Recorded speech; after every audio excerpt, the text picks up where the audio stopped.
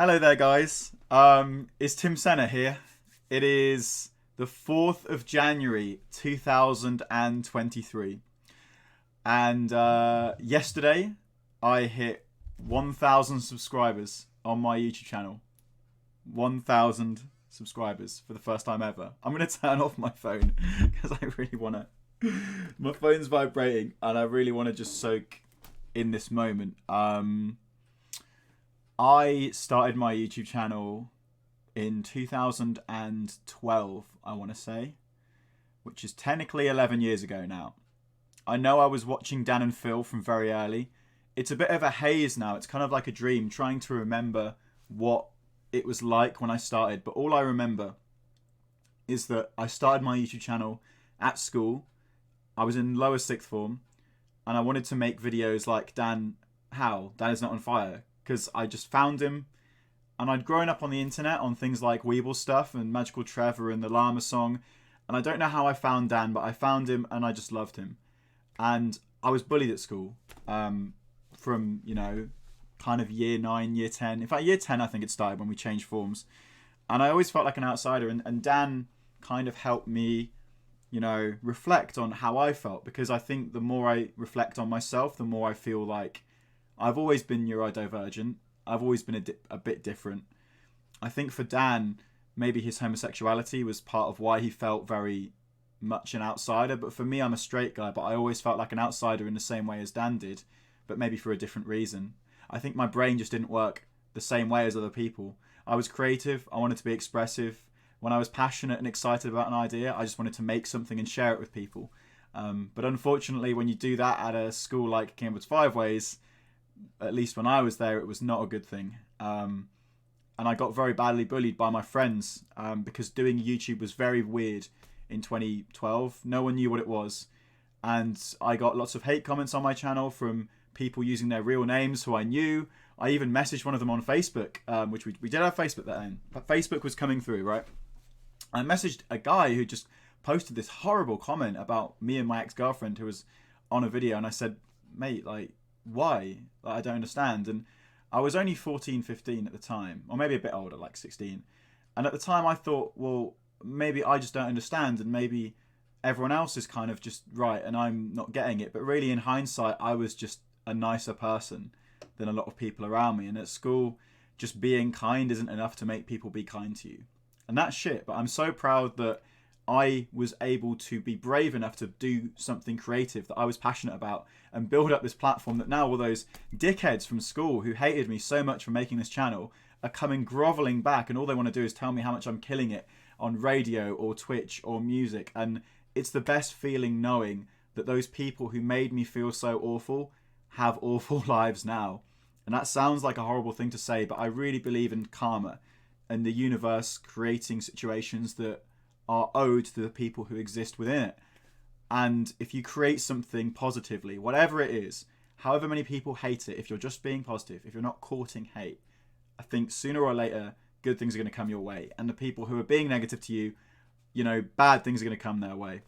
So what I'd like to do, because it's such a landmark moment, is just react to some of the videos that since I launched my channel in 2012 have been so important to me, because I'm 27 and I started when I was 17. So it's pretty much 10 years. We can find out the track of it, but here it is, 1,069 subscribers. If you want to know why I hit 1K, because I've shot up for 2 reasons recently. Number one, I've started supporting an amazing band called Lovejoy. And Lovejoy have got some great fans, so I did a documentary concept trailer for Lovejoy just off my own back, and that's got loads of views. That got 2,000 views, and lots of people subbed to me then. And I just announced that I'm doing a giveaway with a company called Vast, who approached me on Twitter.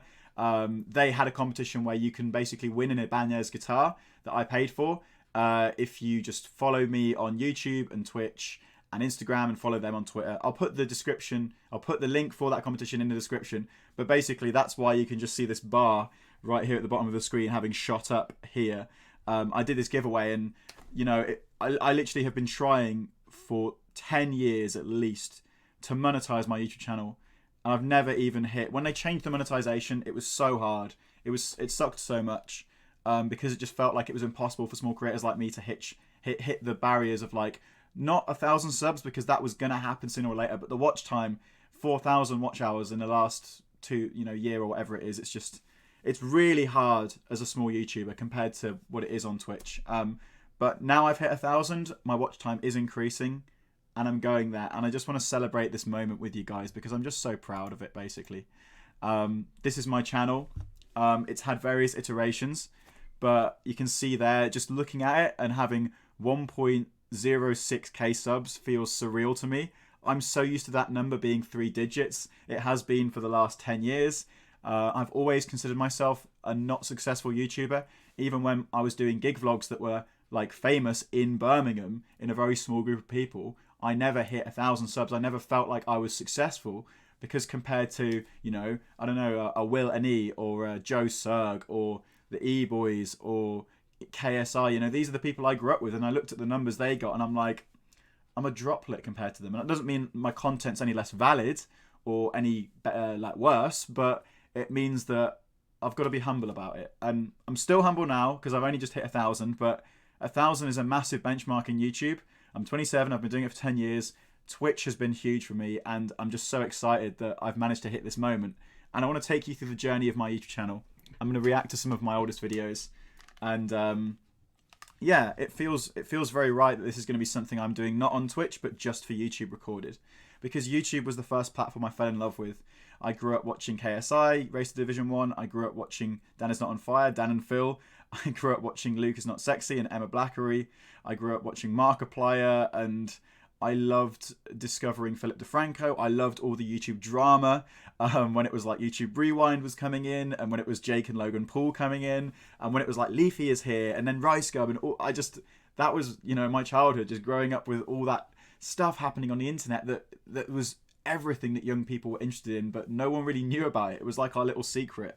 And now obviously everyone's grown up, and that is culture. Kids grow up on YouTube now in a way that my generation never could. And I find it funny that there are people my age who just don't get it, and there are people like me who, we were there early. We were playing Minecraft when the Yogscast were playing Minecraft. The Yogscast are another really important channel for me on my YouTube history. So this is my first ever YouTube video. It is a vlog birthday message to my friend Venetia, and all the comments have been deleted from it because I privated this video. I think if you private a video, the comments get deleted rather than when you unlist it, it's just hidden. So this is the 3rd of August 2013, which is, it's actually, so I'm wrong about exactly when I uploaded first. I definitely made my channel in 2012 and I was commenting stuff earlier than this, but this is the first video I uploaded. And this is my friend Manisha, who's just turned 18. Oh my gosh, she's 27 now. We're still good friends. She is like the girl who came to Five Ways, my school in sixth form, and was the first person who was just really, really nice to me. And she is an angel, and I love her, and we're still best friends. I dated a girl who was called Heather when I was like 17, and we dated for 2 years, and Heather is still friends with Manisha, and I'm still friends with Heather. I don't think I'll put any of the videos of me and Heather on here. I don't think she'd appreciate that. But there are some like unlisted ones. I'm going to leave the unlisted ones out of it for now, but maybe there'll be a follow-up to this if people like it. 8 minutes in, and I'm just going to play the first video. This is my first ever YouTube video, guys. Hello, Manisha. As you've hopefully worked out by now, Alex has got us all to record birthday messages for you. And I agree. I've got the same poster on the wall still. That's the same muse. Tell everyone about my muse shrine. So here I am. I don't know if it's the same Muse poster. I think my uncle might have got me like a newer version of the same one. I'm not going to move my camera, but that Grand Prix car poster is literally still on my wall in the same place. The wallpaper is so much more frayed because I've had cats who've damaged it and posters that I've hung up. This is crazy. But basically, this isn't about me. Or me trying to be Dan Howe. Why isn't my fringe like his? My comic timing was just terrible, anyway, guys. It's really not about me. Because for the past few years you've been a really great friend to me, especially when I thought, well, some of the people I thought were my friends weren't really there for me, and you've been there through the banter and the humour and a lot of the humiliation, but you've constantly been there for me. You know, what's really sad about this is I had people around me at school who were not good people. Like I was in a group where I ended up kind of being the butt of every joke, and I'm sure a lot of you guys relate to that. And you know, when I went to uni, I met loads of nice people, and suddenly it was like, oh, I wasn't the problem, they were. And then obviously I realised those people were just dickheads, and ended up, you know, having more confidence to challenge them and eventually cut them out of my life. And I have cut pretty much everyone from secondary school out of my life now because they were just dickheads to me. But what's sad is I thought that I only realised that later, but what's clear from this video is that I already knew that I was kind of unfairly being mistreated. And Manisha was just the first person who was kind of just nice to me and was just like enthusiastic. She was like, oh, you're doing YouTube, that's really cool, that's cool. And I was like, are you, like, oh, you think it's cool that I want to do this? You think I'm like a cool guy? Like, that was alien to me. I was one of the quietest people in my year at school. I am an introvert. I'm still an introvert. And I felt that, you know, whenever I expressed myself, it you know, it made people laugh at me. So that's the kind of importance of this channel. It's me gaining confidence. It's me getting acceptance and validation for my creative pursuits. You're a really great and easy person to talk to. You're a fantastic singer. I'm probably going to be like the 18th person to say this. No, that's not actually that many, Tim. You're generally an amazing person. And when my hair is so shit. I'm just going to say that haircut did nothing for me at school. you make it big, I want free concert tickets. Okay? Sadly, Manisha now works for O2 Academy's group, and she took me to see Billie Eilish when I was really depressed earlier this year and wasn't even like leaving the house or posting on social. So that's a funny little full circle moment there. She did give me free concert tickets to my favourite artist, Billie Eilish, or definitely one of them. Heather is not here. There you go, Heather, I have got a message from her that I can relay directly to you. My whole humour was just like, oh, random quirky lolcat. I can't really do a Heather voice, but yeah. I'm on holiday, so I can't photobomb. Well, that's a bit stupid. You can't really photobomb a filming anyway, but thanks for making me feel welcome. I love you very much. Okay. And you're an incredible singer and a very lovely person. Mwah. I don't really know if moi is sort of onomatopoeia. You know, my threshold for cringe is very high, especially watching myself, because that's all I've done for the past 10 years, whether it's radio, you know, YouTube videos. I've got used to watching myself on camera, and, you know, watching myself be cringe is the only way I've got not cringe. I think that's the case for every YouTuber. But what's clear here is, you know, I don't really have much of an online personality of my own. I'm just trying to be Dan Howell. Like, I'm really trying to be Dan's Not on Fire. And I used to film those videos literally over here in this room. Look how far I've come. Same room, chat. That's being a freelancer in your mid-20s. I tried moving out and it didn't go very well. But I used to literally just put this really old school digital camera there and film it. And I mean, the quality of this video, I think is it 360 or is 240?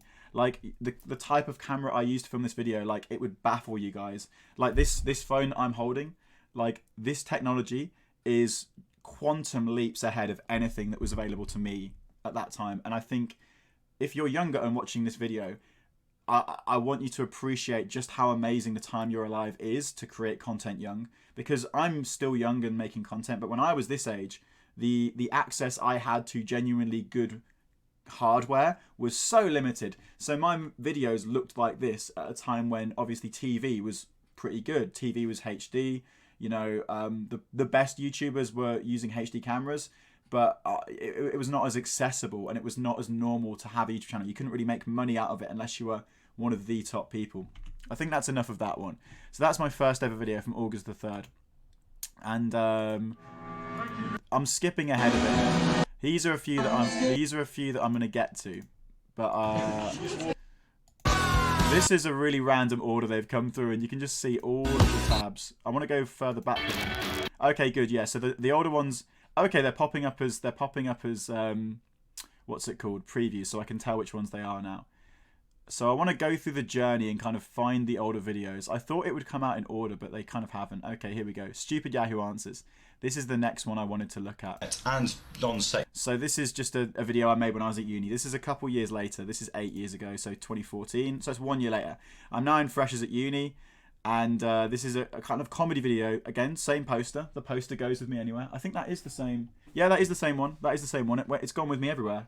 It's haunting me. And fun fact, Dan Is Not on Fire has the same poster. But, you know, it was a coincidence. I didn't buy it because he had it. I had it before, like, I knew that I liked Dan Howell. Secular universe I know, I haven't made a video for a while, but to be fair to me, I've been busy because exams have been happening, as I'm sure all of you know. Spray water on myself. I missed that Simpsons poster that's in the corner. That ended up getting shredded, I think, by my cat. My course decided it would be a good idea to set me, a philosophy and English student, a maths module. Yeah, so that... logic, fuck logic. There was a module we did called Logic at Warwick Uni, and we all basically rebelled because my little course, Philosophy and Literature, that it was only a small course. There was like 11 of us, and we all had like B's and C's in GCSE maths, and we were like, "There's no way you can make us do logic. This is not fair." And then we all ended up having to work extra hard and getting like top grades in it because we were so annoyed, and because we were not good at it. But it was really funny. Shout out my course friends at Warwick Uni. Shout out Belle Louise Hills, Chloe Kingscote, Bethan McGrath, Tess Gullis. Who else is there? I hope I'm not missing people out. There was a guy called Alex. It was a cool course. It was a nice little group, and because it was a small group, we kind of got to know each other. Because it's like, oh, there's only like 11 of us on this whole course. I've still got a photo downstairs of everyone, but it was cool. Ended about as well as you can imagine. The World Cup has also been happening, which has been fun. My hair's still awful. Depressing. But as you can see from my shirt, I'm No, so I just gave away that shirt. I took that shirt to a charity shop today. Finally. I mean, only one win and then two other ridiculously boring unlikely results going our way. And yeah, sure, we're in the qualifying rounds. That's my friend thinking. Get on with the video, Tim. The premise of this video is some answers on Yahoo are stupid, so I'm going to read them. Now, I'm not really sure what sort of things you've been reading about midgets, but last time I checked, they were well, as you're about to find out. So, this should be like really for all of us, you know. I think we need it after such a traumatizing affair. So, let's question one. Oh, transition! No, Tim. No, can we watch that again? I think we need it after such a traumatizing affair. So, let's kick it. No! What are you doing? Question one. I think I was editing on iMovie. I can't even remember what I was editing on. Whatever it was not good. Is there a spell to become a mermaid that actually works? Well, how do I dignify this with an answer? No. Question two. The thing is, at this point, it was like I was this up my own arse grammar school kid who, yeah, you go, viral thread, Yahoo Answers. Well, there's a surprise. Basically, there was a website of like Yahoo Answers. You have a screen presence. Oh, I've got nice comments. Oh, she's pretty. Who's she? Maybe I'll find someone famous who watched me early. No. Fair play. So I did have a few people who were watching me early. I don't know who these people are. Oh dear. Cried. But by this point, people were nice to me. I don't want to show any hate comments. I might be able to find some hate comments, but it's not worth trying to find them, really. Yeah. Do midgets have night vision? Now, I'm not really sure what sort of things you've been reading about midgets, but last time I checked, they're actually humans as well. I'm not really sure. Maybe it's a rumour. But yeah, I was just like this up my own arse grammar school kid, and the kind of influences I had were like Jeremy Clarkson and what was the other one? Like Dan Howell. So my whole thing was like, I'm sarcastic. I'm just gonna laugh at how much smarter I am than everyone, and you know that's quite an immature way to be. So I'm not surprised that I didn't blow up. What a face to pause it on as well. But so far as I can tell, no. I will have to ask a midget once I see one. I never did, thankfully. Additional details. I never asked a midget, thankfully. Never saw a midget, you know what I mean. I'm still a little confused. Does my friend think I made fun of her when I asked her if I had night vision? If you have a friend that's a midget, don't ask them if they have night vision. Yeah. Question 3. Are skeletons real or made up? It's quite funny.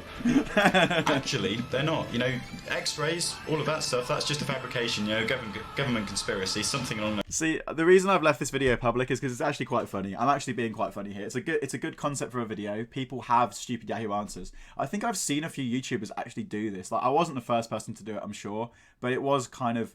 This was a period on YouTube where there was a weird saturation of content where like any video idea you could think of, lots of people were doing, because lots of people were doing YouTube, just not many people were making money from it. It was like Joe Sugg, Gleam Team, you know, Zoella, Dan Howell, they were blowing up, so everyone was like, I want to be a YouTuber now. So any kind of video like this, there was like 10 of them, and it made it really hard to get good views. So that's why this has got like 175. But no, that's a cool video, Tim. That's not too embarrassing. This is a much better video. I'm proud of this one. So in theory, this is kind of going in order. This is now like Yeah, end of first year at uni. I passed my exams. I did, and this is the end of me trying to be. Who's Scar Smith? I wonder where these people are now. Shall I reply? Hey Scar, I just hit 1K, and I'm reacting to this for a video. Hope you're good wherever you are. Wherever you are. Thanks for being nice. That is not how you spell wherever. Wherever you are. Thanks for being nice. Yeah, this is a video I made with my friends who I ended up living with in third year. I didn't live with them in the second year, but this is a video called Chinese Lamp Skills. Hello, people of the internet. I'm so Dan Howell still. I missed that top as well. I lost that top. That is an Atoms for Peace piece of band merch. Actually expecting to be doing this vlog because at the moment Glastonbury was supposed to be on, but it seems that some kind of massive electric storm has exploded the Wild Beast stage. Oh, I remember that. There was a huge problem at Glastonbury and there were loads of power cuts. This is 2014, yeah? You watch that happening right now, and meanwhile it's resembling some kind of skin is not good either. Romantic comedy here where everyone is. You see, at this point, I was like, I can't remember. No, I was. I broke up with my ex in this year, I think. No, it was. No, I'm wrong. I'm still with my ex at this point. Leaving slowly, and I'm sort of retreating into myself in a puddle of despair and real just distraughtness. That everything is ending. But that is the point. This is probably the last time I will ever record a blog at Gosford. Gosford! The best block ever at Warwick Uni, Westwood, Gosford! I promised myself I would cry, but seriously. So this is when I was doing student radio. I found student radio at this point, so I was super happy because I was killing my first year. I had a girlfriend, she was great. I had really good friends in my block. I was killing my course, killing radio. It was a good time. This has been one of the greatest years of my life, probably. Hey! And shout out to him, Pog Little Tim. To make a video, but I thought it would be nice just to send off this room. Obviously, you can sort of see around this place that. This was a cool room. I like this room. It's all very sad and very empty. This is one of the nicest rooms I lived in. It was just still got my World Cup chart, of course. It was just a nice little room. It was a nice room with a window. It was my own space. It was next to the kitchen, so I had my own space. I have so many happy memories of that room. Like, yeah, I never felt lonely. I was in a block of residence, halls of residence, where I was next to the kitchen, so I could hear people chatting in there. And I was the guy who I was kind of shy and introverted, but also kind of a bit more confident because I'd got my girlfriend Heather, and I was like more used to socializing and going out because I had started to go out a little bit with some of my friends and house parties. So I'd go between the floors. There was like the kind of quieter people who wanted to stay in and play board games I was cool with. There was the people on first floor who were like party floor, and then the ground floor was kind of it was kind of an indie floor. The ground floor, there was my friend Ryan, who's still one of my best friends, a guy called Ollie, a guy called Danny, who I'm still sound with, Courtney, this cute American girl who was 21, who I'm kind of still cool with. We still chat. we had a slight disagreement over K-pop recently, but it's all love. And it was just such a cool block. I was like friends with everyone. It was so cool. I can totally cope with the fact that there's no football today. I'm not rocking back and forth, drinking coffee, going to remission, by any means at all. Calm down, Tim. So what I thought I'd leave you with is a sort of a memory to Gosford and a testament to all the wonderful people I've met, friends I've made, and the great year I've had. We made some Chinese lamps. Yeah, we did. Those things that you always see on videos. Obviously, they're kind of like hot air balloons. You light the flame, and then they go up in the sky. This is a very cool video. In the air, and it's all very pretty.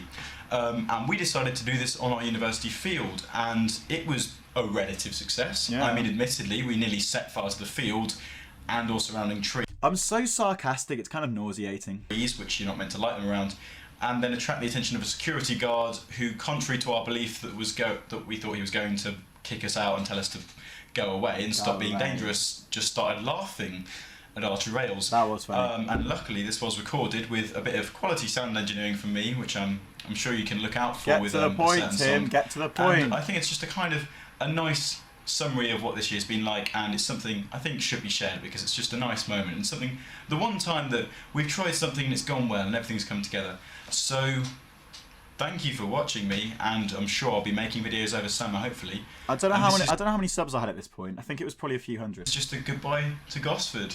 Bye, Gosford. Farewell, Gosford. I'll miss you, but life must go on. And cut to the video. Bye. You film? This is a cute video. This is one of the best videos I've ever made on my channel still. Because it's just nice, it's organic, it's raw. It's authentic, chat, and that is how you make good content. I did just call you chat even though we're on YouTube. I'm a Twitch boy, sorry. And sorry it's a bit dark. This time it's kind of... I'm going to skip ahead because there is a long bit of us just making the Chinese lamps. But I want to show you what happened when we actually set them off. This is Laura, shout out Laura. There's Laura, Edwin, Matt, Stephen, Miles, like all these wonderful people. Wonderful, wonderful people. I ended up living with them in 3rd year. I went to a house that was not so good in 2nd year. My mental health crashed. But, you know, everyone has that at uni. So this is like... At some point I start playing a certain song, which is very cool. Here we go. We're like about to launch it now. There's Miles. I saw Miles earlier last year. It was so nice seeing him again. I hadn't seen him in ages. Right, this is where we And that's Kadisha, who's now married to Matt as well. They've got a baby. It's so crazy and so cool to see. Can't keep enough consistent heat on it. It took us a while. It took us a while, guys. And buy a zipper, you fucking mad, they're like a tenner. It was just a nice group of people. I recommend everyone go to uni. Unless you're really certain you want to do a job right now that you can do right now, go to uni. Just for the experience and the qualification as well is really important. Water, it's good for your kids. Yeah, there you go, Miles, responsible. He was always that responsible. He always Miles, that responsible. Yeah, right, everybody just got me, Carol, Matt, run. And then we'll run last. This is the way it gets beautiful. I think I'll start playing the music at this point. Yeah. That means it's ready. What, somebody that way? What did you two get? Go on, Tim, play that music. Okay, I feel like... soundtrack kicking. Go with it, stop fingers. Run away! Yeah, well. Wait, this is so perfectly timed. I haven't edited this.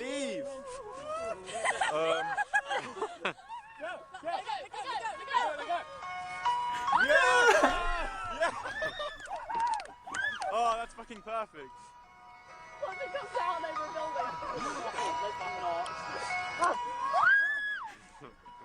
I'm waiting for it to explode. We're getting high ground, you know. No. I like the way the soundtrack works. It's so perfectly timed.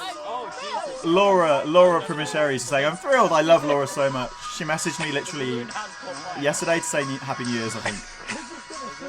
Oh, guys. Oh, that's getting me emotional. Actually, We did it, team. Sometimes things work out. I forgot to do my David Attenborough narration. Majestically, the paper bag soars through the air in what surely summarizes the flight.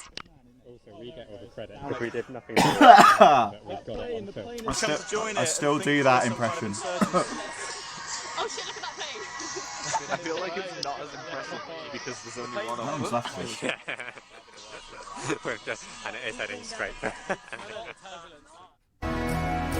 Oh!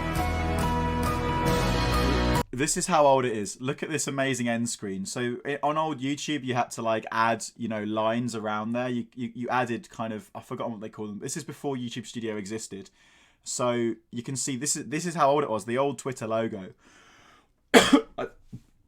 I think you could add annotations. I think that's what they called them. But this was so old. I mean, that I'd forgotten Twitter's logo even was that. I'm dangerous close to having hiccups, but that's a beautiful video. Such a beautiful video and such a beautiful memory. I'm not going to hiccup to death. So yeah, okay. This is a fun one. So this is now on holiday after that term's ended, and I'm doing the ice bucket challenge, which is really funny. This is in Amroth on holiday, and it's with my family. A very special ALS. Shout out to anyone who remembers the ice bucket challenge. On holiday in the beautiful Amroth Bay. It's currently about 22 degrees, so obviously the last thing that I want to be doing is cooling myself down doing the ice bucket challenge. Thanks to Laura and Mars for nominating me. Before I want to get into this, I just want to say that obviously this is for charity. I know when social media trends get momentum, often Well said, Tim. who can be the funniest, who can be the most witty or clever with their challenge, but this is ultimately to raise awareness for motor neurone disease, which is a terrible affliction, and it's to do with the brain, and the brain is such an important part of the human body. Whenever anything bad happens, it's true. It's one of the most traumatic experiences you can imagine. My mum is a big advocate of that. She did psychology at uni. For the Ice Bucket Challenge, and now I'm going to get underway. So This is funny. I suppose you could say that was an ice job. Weak.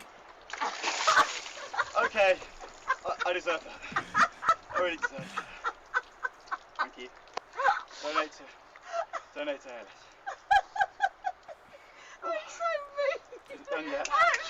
My mum will never be happier than seeing me uncomfortable.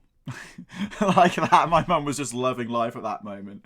Anyway, what have we got next? So that's the Ice Bucket Challenge. Here's what, this is a beautiful video. This is my first Student Radio Awards. So this is the second term, second year of uni, and I'm part of my student radio station. And I'm filming on a phone at this point. This is one of my first smartphones. There's no comments. And yeah, this is the student radio. This is the night, chat, this is the night. The night I met Gregory James for the first time. At some point in this video, I accidentally refer to Greg James as Nick Grimshaw. And it is, you know, an embarrassment I will carry to the grave alongside many other embarrassments I have. Hello, people of the internet.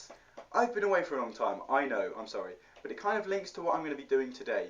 Because the reason why I haven't been uploading much onto the channel is because I've been really busy doing student radio. Which is basically a thing where we sort of sit in a room on air for a few hours and talk about sport or just random things really. And this kind of links to what I'm going to do today. Because today we're going to the Student Radio Awards in London.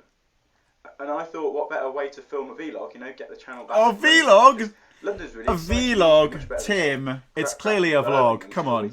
No one's called it a vlog in like 10 years. I mean, this was 9 years ago, or 8 years ago. Basically, it'll be great, and maybe there'll be some I think that might be Hank Green coined vlog or something. If Dan is not on fire is there, we could go have a word with This is when Dan and Phil. So I kind of got into Radio 1 the first instance, where I ended up obviously working for 4 years, and I still do work for the BBC.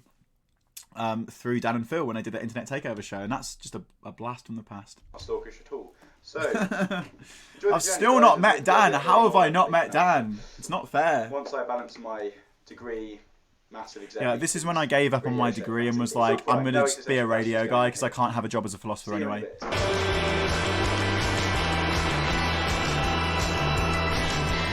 Ah, I think that's Crystal Stilts. So we're now on Moore Street, which is Birmingham. This is an actual Tim Senna vlog. This is the start of my vlogging journey, and you can see why I'm good now, because I was shit for so long. I got good. Get good. Second, third biggest station, quite Victorian, old. I bought a latte. Shout out Moore Street. Exciting. That's the nicest coffee shop. And Oh, over it's the boards. transition. Shout out Chilton, the best line, Chilton, the best line. Brand deal, Chilton brand deal, please. Wild Beasts, Underbelly, what a tune. This video won't be edited very much, but I'm going to try and keep it under an hour, guys. You'll know if you're watching it how long it is, but I don't have time to edit this. I want to do it as like I experienced I've been it. joined by Phil. Phil Stoneman! Head of production. You excited? This guy, Phil, is wonderful. My career in radio, in a big way, I owe to Phil. Because Phil was the one who, you know, when I started freelancing for BBC WM off my own back, he gave me some contacts that helped me get into Asian Network. He just said, this is the person to email as a freelancer. And the industry kind of works like that. It's the way things tick over sometimes. He is just a wonderful guy. He's like the new Terry Wogan in a lot of ways. Just the kindest guy ever. He always carries biscuits around with him. So he was known as Biscuit Phil when he worked at Asian Network. Okay. He's just a lovely human being. What are we going to do about your end? Are we going to spike their drinks with Rohypnol or something? Oh no, that's such an awkward Dan joke. That's very unfortunate and badly aged. Spiking drinks with Rohypnol. Which is not very funny, to be honest. But, you know, that was the humour that I was into back then. It's not really okay. But, you know, we grow up. We learn. And, yeah, URN, University Radio Nottingham, they're like the big station that always wins all the awards, so everyone hates them. They're like the... I mean, not even Man City. It's like Man United when they won everything, so everyone just hated Man United. Because... Barcelona. No, they're like Barcelona when they won everything. They're not going to spike your own. No. We're very professional. I'm very professional. We're going to have some... We're just going to eat Haribo, we swear. Travel update. I was an idiot and bought the wrong tickets. Yeah, I had to buy a full price ticket. Phil put a few calls in. Put a call in to Terry Wogan, who's actually met in real life. True, he offered him biscuits. He's a nice guy, isn't he, Terry? Yeah, Terry's such a lovely guy. So put a few calls in. I'm going to skip ahead a bit. This is when we get to We're in London. London, Phil. The capital of the world. I hate London now. You see, this is when I hadn't actually had to go and work in London, so I didn't really have a strong opinion. I mean, I guess I just liked London. I was like, oh, Radio 1's here, this is cool. From lowly Coventry to London, with the biggest awards in the world. Understated, it's Marylebone. We'll one day be with more people. The guy just got off the train with a whole box of pizza. That's unbelievable. It's very loud. Sorry, chat. Yeah, he got on with a whole box of pizza and then off, so... This is a weird camera. What quality is this vlog? That is not 1080p, I can tell you that much. With a huge suitcase, actually, Phil. This is just us on the underground going to our hotel, and here we are at our hotel. You were going into the shower there. This was called the Anti-Gallican, we say that. So I remember it far, so been the well. most innovative behind-the-scenes video ever. Hey. Hello, Greer. Shout out Greer. Guess who's filming a behind? This is the girl who taught me to video edit, so she is another really important person in my career. Shout out Greer. We still talk a little bit. She's in Guildford, I think, now, and she did a bit of work for Eagle Radio. Behind-the-scenes making-of video. Why are you filming it that way, Mr. Tim? Because it's my phone. Do you want me to do Oh this? no! Was I filming? There you go. She was head of production. I was filming the whole thing like that, and she was like, "Why are you filming it that way, Tim?" And I was like, "Oh, Greer." I love it. And shout out James Van Hinsberg as well. Java, we called him, the tech guy. I'm gonna edit it on Movie Maker Greer. Don't edit it on Movie We have creative differences because Greer's the actual head of production. I introduced Phil earlier. As My the hair is production. awful. I'm sorry. To who? To the vlog, camera. to the vlog. Well, he's Sorry. deputy station manager. He is. Okay. Robin. I was gonna say Robin's here, but You can see it was just such a cool environment. Everyone was a little geeky. Everyone was friends, and it was cool. And that's student radio. You know, anyone big in the industry, like Stephen Merchant, went to the same student radio station as me. And it's this kind of environment that people like that grow up in. And you can see I was really like clueless about so many things. And Greer kind of took me under her wing and was like, Tim, don't edit on Movie Maker. Here's how you edit on Vegas. Don't film vlogs like this, film like this. Because all these things now that you must look at my content and think, oh man, Tim's content looks so slick. I'm like, yeah, because I've been doing it for 10 years and I've made all the mistakes that you can make. And you learn from your mistakes. That's how you get better. But I knew So- Phil was right in front of me. raw behind-the-scenes filming as well. You can see what I'm filming on there. Do I still have that Behind- phone?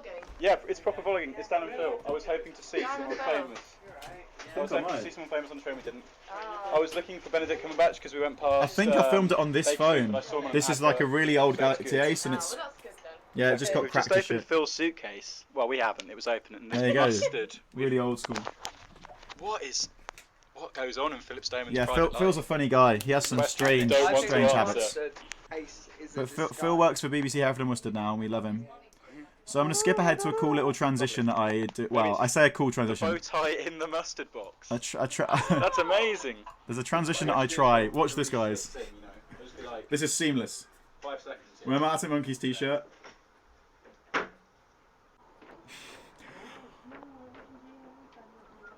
What? How did he do that? It was not even obvious there was a cut. I even found some Oh. shoes there that I can now wear. I look pretty good, I'm not gonna lie. I look very like 2006 indie. I look like a lost member of the Arctic Monkeys going to the Brit Awards the first year they won.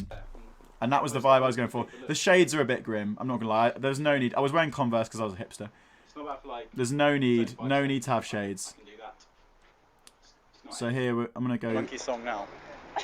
Basically. I had a big Arctic Monkeys phase at uni. People see us. Busy motorcyclist, and here's a bus. It's a steak tip. What is going on? So Greer, we're at the why can't you venue. run? We're at the venue now. Those are Being a woman those are today. perfectly good shoes. Easy to run in.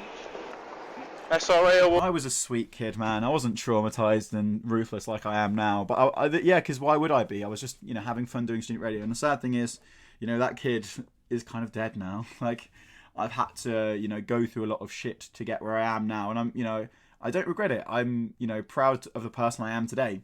But I'm not as naive as I was at this point. I was very naive at this point. And that's a beautiful thing. There's nothing wrong with being naive when you're young. Be idealistic, be naive. But don't feel like you just hate the world when your naivety ends up getting you hurt. Because it's kind of the world that needs to change, not you. Awards. It's kind of. Yeah, kind of. Wow, it's not really that elite, is it? There's not quite a red carpet, but there's Emily, one of the Royal members. And we were abandoned Oh, by secret access. and that's Phil has just broken the. Guys, Phil broke the line Come on, Phil. inside the ceremony. Very suave. Great camera work, great lighting. Free champagne. That's what we were looking for here. It's so Free champagne, free expensive anything, and the doubles food and was not good. values. Free champagne. Yeah. But right now we're going to try and find out the seating plan. The sweet taste. Oh, the here we go. complimentary.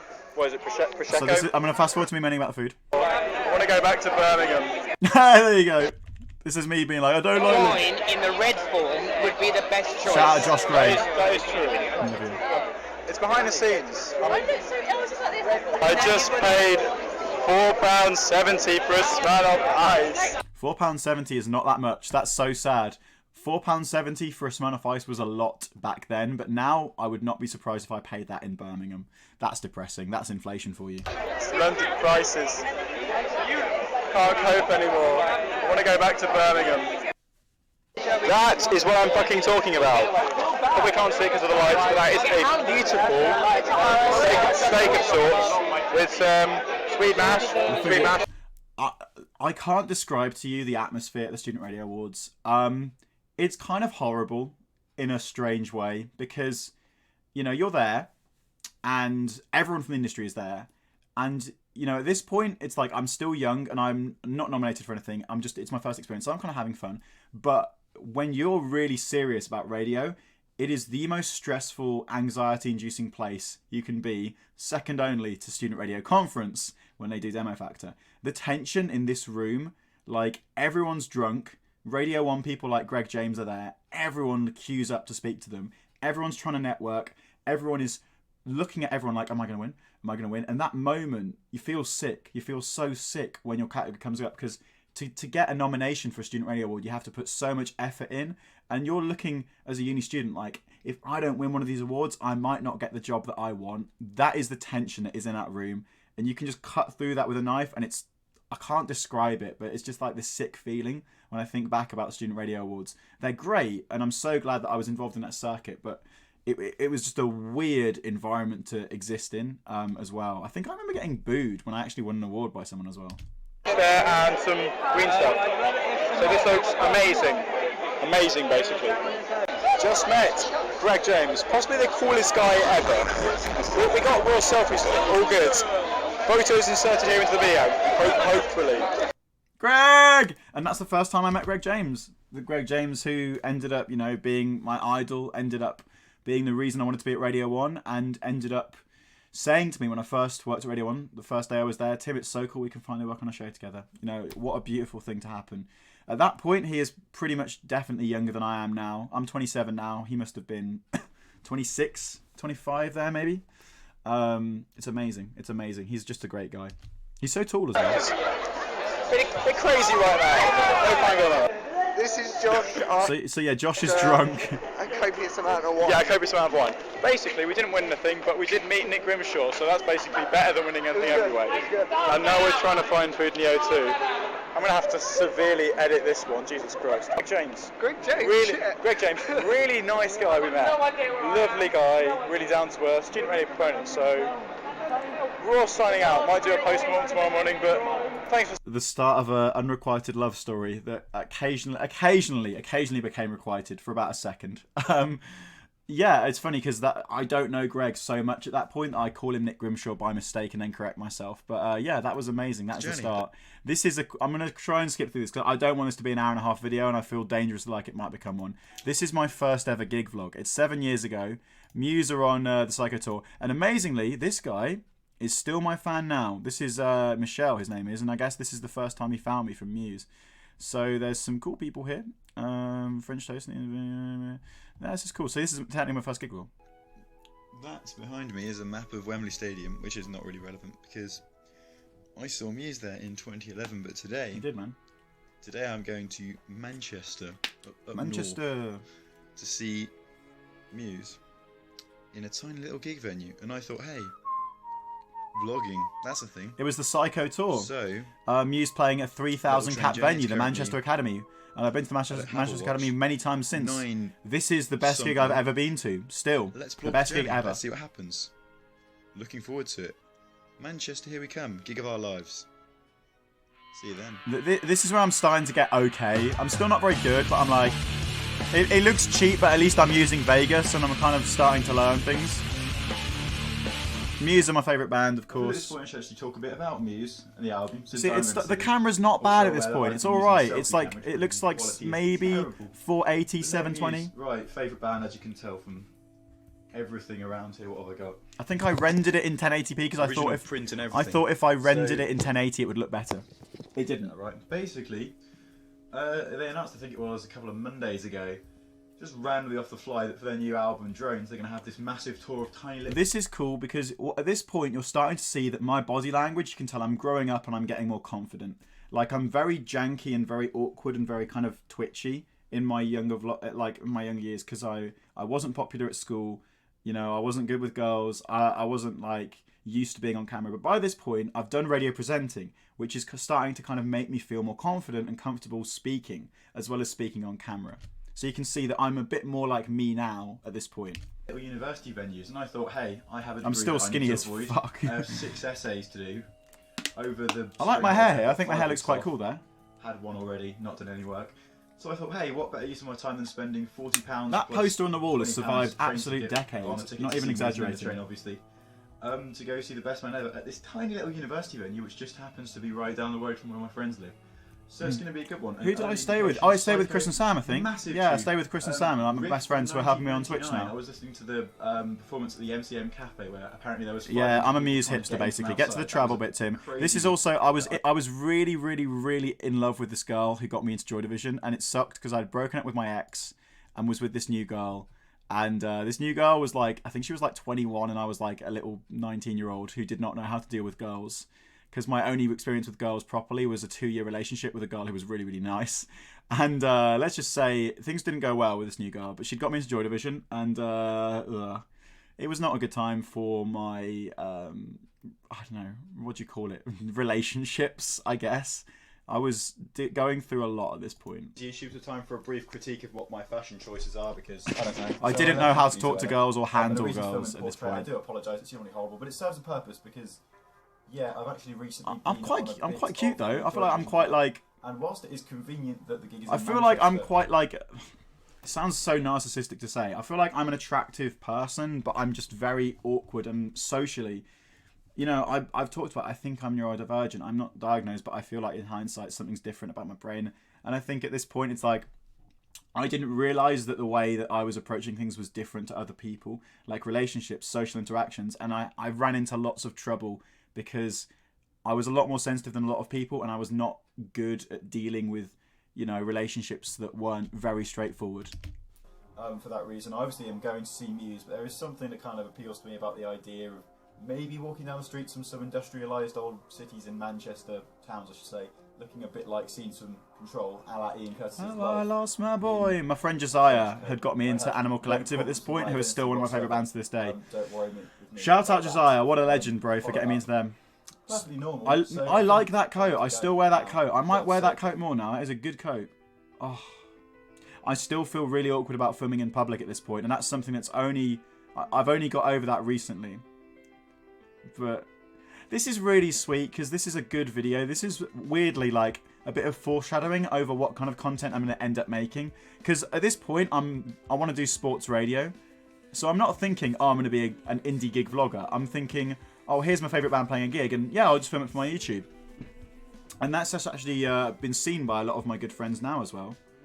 Corporate show, guilty conscience grow. Birmingham looking the same as ever. And I'll feel... My iPod Nano! My iPod Nano! I left it on a train. I still had my iPod Nano. I mean, that's just...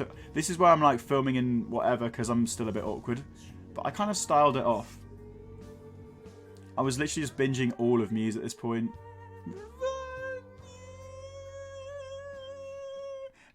Currently a sign of Birmingham's wonderful culture. Someone playing accordion. Birmingham looks very similar actually still. It's all good. Now approaching Birmingham's Oh my god, they were building it! They were still building Grand Central! That's so cool! This is history, guys. It's like an actual archive of what Birmingham looked like. Ever. That's amazing, man. I don't even know if I'm on the right platform. Wow. That's so cool. Transport boys.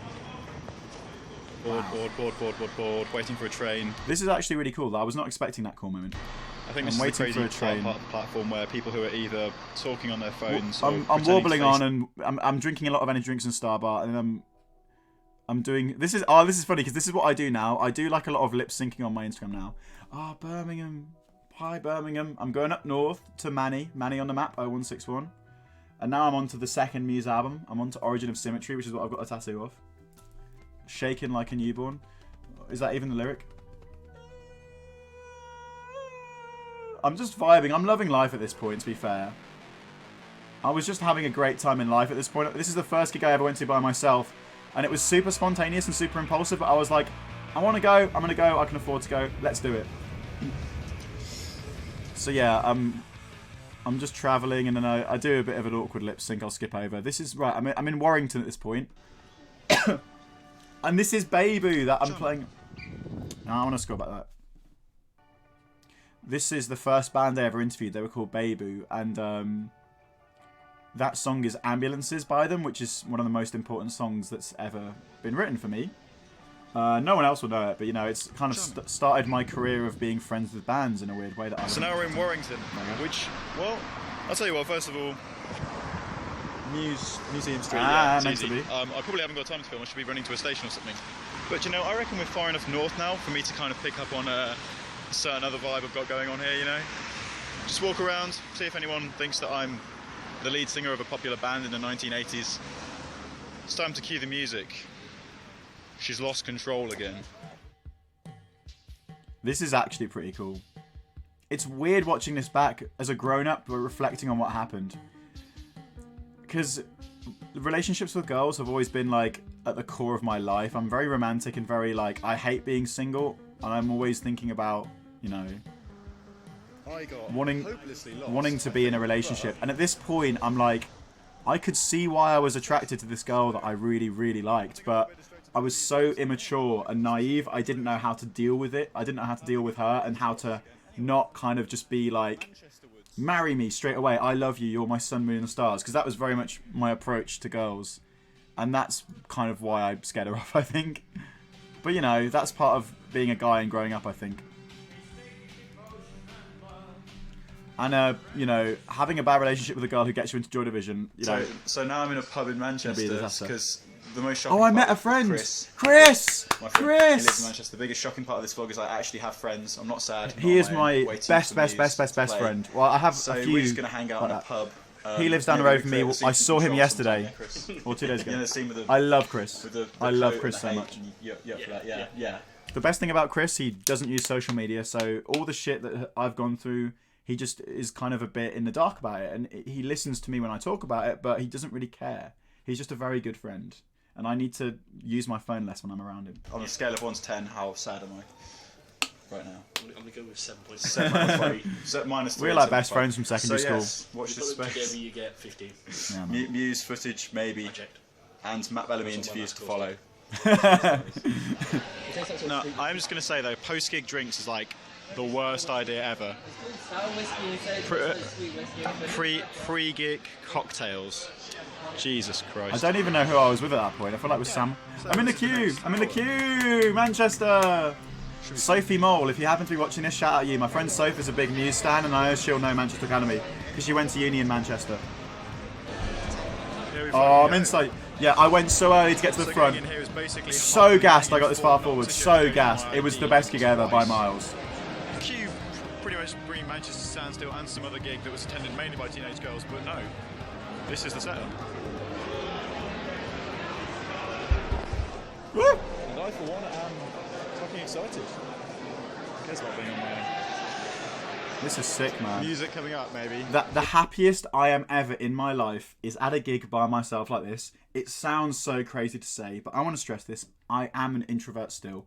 I don't really like going to gigs with other people because I worry that I just want to enjoy the gig in my own way. I want to sing every lyric loudly. I want to go into the pit. I want to jump. And when I'm with other people, I just feel like I constantly need to do what they do, like go out to the smoking area, go to the bar to get drinks. And they're going to be like, oh, why'd you leave us? Why'd you go in the pit? And I'm like, I just want to enjoy the gig in my way. So I love going to gigs by myself because I'm like anonymous in that crowd. And I've gone to more gigs by myself now than I have in a group of friends. And I wouldn't change that for the world. It's just like the most beautiful meditative experience going to a gig by yourself. It sounds weird, but trust me, bear with me on it. Soph Mole will agree with me on this. Please don't sue me, Warner. What a fucking gig. Let's go. Some of the footage here is wild. Right, Muse. Biggest fucking band in the world. One of them at least. One of the biggest bands of the 21st century. First ever band to sell out Wembley Stadium. That's how big they are on the Harp Tour. So, undisputed GOATs. To see them go down back to the venues that are like 3,000 capacity, to see just how much better they are than even really good indie bands. Like, I've seen bands like The Enemy, you know, Klaxons, the Wombats, you know, Blossoms, Circle Waves. When Muse play a stage that you'd see a band like that on, they nuke them out of the water, and you can see why Muse are like on a level with Coldplay, not those other bands. And it's all respect and it's all love, but Muse, they're just on that toppest of top tiers. Toppest is not a word, but you know, I'm coining it for Muse. I think they started with Psycho. The crowd went so fucking mad. Oh my god.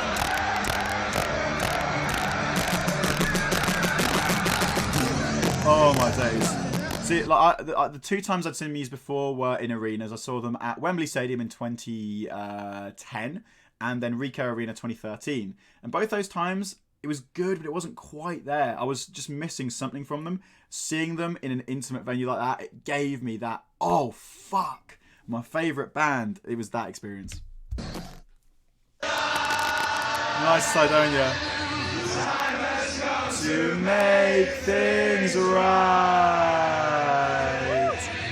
you and I must fight for our rights. I'm singing them this year. You and I must fight to survive. No one's got to take me alive.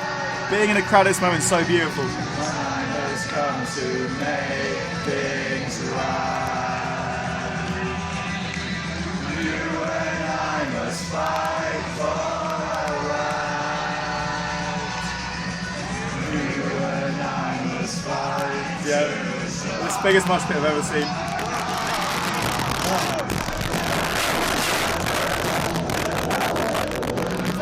My footage of this gig sucked because I was focusing on enjoying it, but I advise you just Google the Muse Psycho Tour, Manchester Academy. They played a little venue in Brighton as well, I think. The footage from the shows that they played on this tour, you'll probably never see crowds this good anymore, because it's like one of the biggest bands in the world just were like, do you know what, we're just going to do a tour where we play like 1,000, 2,000 capacity venues. All the tickets went in like seconds, and the people who went were like hardcore fans. All they wanted to do was sing every word and jump. And, you know, if you see Stockholm Syndrome at Manchester Academy, fuck me. Like, I've never seen a crowd like that anywhere. Imagine, you know, just 1,000 people all jumping at once in this venue. There was no space where people weren't jumping. And I you know, what I would not give to relive this gig just as I experienced it. Oh, just good. This is going to be an 1.5-hour video. I apologise for that. But, you know, I don't want to curtail myself when I feel like I'm being interesting and engaging and authentic. Get my watch time up, chat. Speechless. Yep. Mate, the workout, the grind, the sweats. Feel the sweats. Signing off. And that's glorious reverse because I'm such a hipster. Oh. They call me glorious. Wow. I love watching that. That is so good. I'm not going to watch... Look at all these videos that are all from my channel. I'm not going to watch all of them. So this is the first time I met Greg James properly. This is me making a massive dick of myself in front of Greg James. This is now the same year, Student Radio Conference. All I want to do is work at Radio 1. Greg James is my idol. I'm doing a vlog, and you'll see what happens. Greg, so I've just missed the whole 45-minute content of that talk. Can you summarise it in the length of a vine for me, please? No, I was just waiting aside really awkwardly. Sorry for putting you off. It's just the habit I have of walking into things and then being really awkward. That's fine. It's an obsession, like with YouTube now. It's good. Are you enjoying? We're always enjoying on, guys. Extra, Greg? Don't forget, you're always on. You're always on. We're always on. Brilliant. I love Exeter. I just want to say I did see the Sia parody you did. Sure. That bulge could have its own Twitter account. Oh! Dedication to Get started, please. But anyway, I won't keep it. Thanks for chatting to us, Greg. It's not really official. You can tell like a selfie camera. There's some silly string in the shop if you want to do a message stand off later. Sure. Stop talking! This video I did for Raw, I got hit on the head with an Osmo Frisbee, so... Are you okay? No, it still hurts. It would explain a lot. I'm not... So Greg James just ended me there. you know, all right. This is why I think I'm probably autistic. The fact that I did that. I was vlogging. Greg had done a talk that I'd missed. So I walked in and literally, as he finished the talk, I walked straight over to him and was like, I'm getting Greg James on my vlog. And I filmed with him. And I was nervous as shit. I don't know why I did it. I was so awkward. He is so nice to me there. I am being really inappropriate there. I'm cornering him on the spot, filming him on my phone. I didn't realise that was bad at the time, but that was bad. I shouldn't have done that. Luckily, Greg is a wonderful guy. When he's saying always on, that's what he means. He means he had no idea that a random kid was going to wander up to him and just be like, Greg James, be on my... And he handles it so well and so gracefully. And the fact that even after this, because I'm sure he knows it's me, like the same guy throughout. He got to know me more later. But the fact that he kind of forgave me for that and kind of, you know, saw that there was a lot more to me than just someone who was going to be very inconsiderate and put him on a spot. Because at the end of the day, the reason I did that was because I really, really liked him. And I wanted to meet him and I wanted people to see that I was with him. And I wanted to see myself that I was with him. So Greg's a legend and I was very awkward at this point. Here's me getting hit in the head with a frisbee. This was on Raw's channel. This was cool, actually. The irony is, this content I was making for Raw was really good. It was just the stuff with Greg. And now you can see, later on, I'll play this later in the video, I got to interview Greg and it was a lot cooler. And yeah. We're the Chocolate Brothers. This is some student radio content that, for some reason, this got really good views. Escaped. Oh my gosh. My gosh. So that's Oliver. These are the guys from Moleface, Jack and Freddie, and they're watching my old videos, and I love them so much for that. And I love that I have friends who do this. This is why I leave my videos up, because I know I like stalking old Dan Howell videos. And these guys, Oliver, Jack, Freddie, they're just fucking beautiful guys. Shout out Moleface. And the fact that they thought to go back and watch it, that's a weird comment to make. And thank you. This is the nice content I'm getting. Lily, are you pretty? A pretty girl? What? With 1 sub. All the pretty girls have 1 subs, chat. We like me. Is it that This is the Raw Studios. Ready? 10 to 1. Just turned 10 to 1. I don't know. No, must be. No, not 10 to 1, quarter to 1. Oh, I was so close. But anyway, yeah, that was New Politicians there with Cut a Hole. And tell you what, it's time to go to a little bit of a tribute because... At this point, I'm bad at radio. It takes a long time to be good at radio, which is why I'm so outspoken about who should be able to get Radio 1 shows and why we shouldn't just bring, you know, TikTok people, for example, into radio. It's so hard to be a good radio presenter. You've got to think live, you've got to think on the spot. Even a TV presenter who's good will struggle on radio. And my voice is still very monotone here. I'm not a natural presenter. I'm not a natural extrovert. I had to really work hard to get good. And this is me in the process on my alternative music show of getting good. There's a certain man who is the anniversary of his... Still crying over the same girl who got me into Joy Division. In the musical world, a tragically tortured genius and one of the greatest lyricists of all time. There is a Joy Division song, it's called Digital. And recently, it seems like our life has been resembling it a bit. Oh no, it's day in, day out. Day out, day in, day out. This is before exam, COVID, revise, oh god. Exam, revise, offer me radio, revise, radio. So here's one that's infectious, you can't help dancing to it. Here's Digital by Joy Division on the Alternative View. And this was the first time I had the concept of filming something in the studio while the song plays that is like additional content. People really like this, but I think it's kind of cringe. I worked really hard on this. Shout out the Silver Lions who dance like Ian Curtis.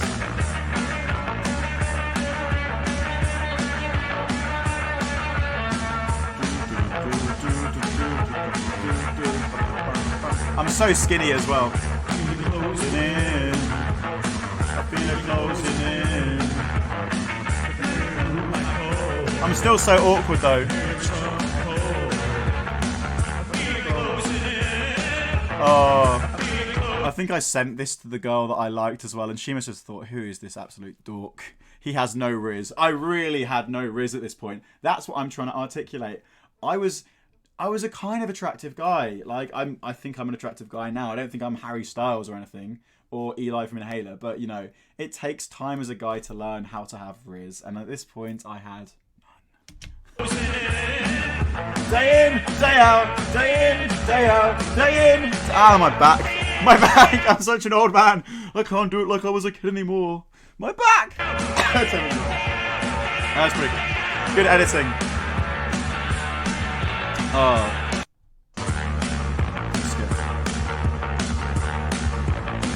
Lights up. There's no way I was dancing around a studio to that one. Hey. You're listening to Raw, 12:51 AM. Arms for peace. So yeah, the alternative view was my show, and there was another video I did where we drank. We did shots every time there was a famous person in a Bad Blood video. I might try and find that one because that's really funny. Okay, right. So now look how suddenly crisp and HD we look. I have a feeling at this point I've got a new camera. Oh, I must have done. I'm think I'm filming on a camera here.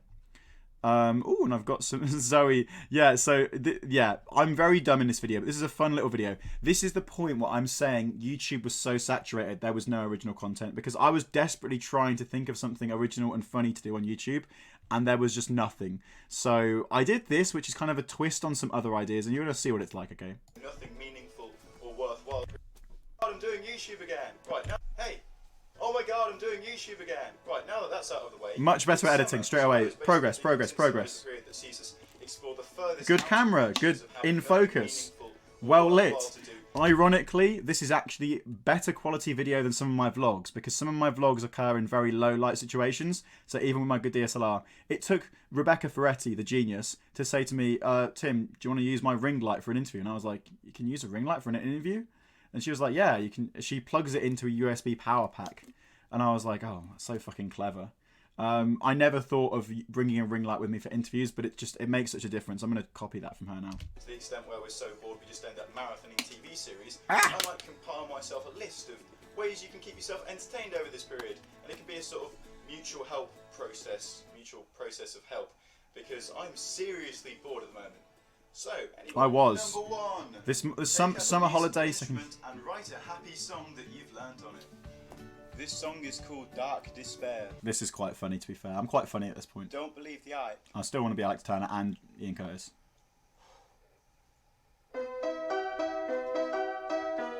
That is the Keyboard Cat song. Occasionally, I accidentally have Riz here. Occasionally. Number two, play sport. Come on. That's funny. This totally counts. I miss that era of gaming. I miss that setup. I miss just having my TV there and the sofa there. We moved around that room, but that was such a cool era. I just miss. Hang on. That to me is one of the happiest sights ever. Looking at me there, sitting on a sofa with the TV there. You know, I used to play games with my cousin on that couch. I wish our room still looked like that. Hopefully it will again. You can see my Lost box set as well.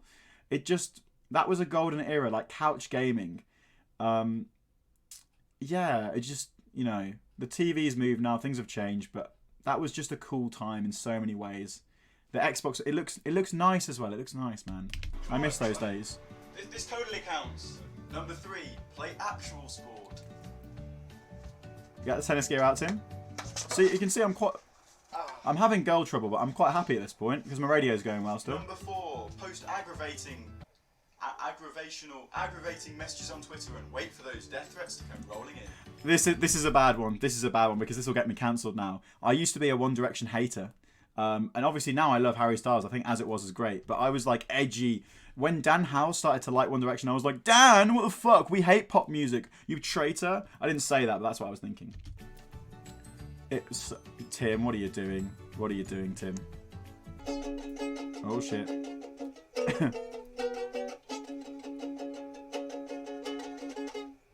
Baba. Number six, make yourself a shaving foam beard to look like... This is quite... I still find this quite funny now. I'm quite good at being objective with my own content. I think this is actually quite a good video still. I did go through them all and be like, that's shit, take it down. This is cool, leave it up. This is really good, leave it up. This is kind of average, take it down. Oh my days. I'm not sure it worked. It definitely didn't work. Oh, that's the camera, so that's the new camera I had. There you go, I like that camera. That was a good camera. 7. Do take up garden parkour. This is bad. This was everyone was like, Tim, what the fuck are you doing? Why are you doing this for a YouTube video?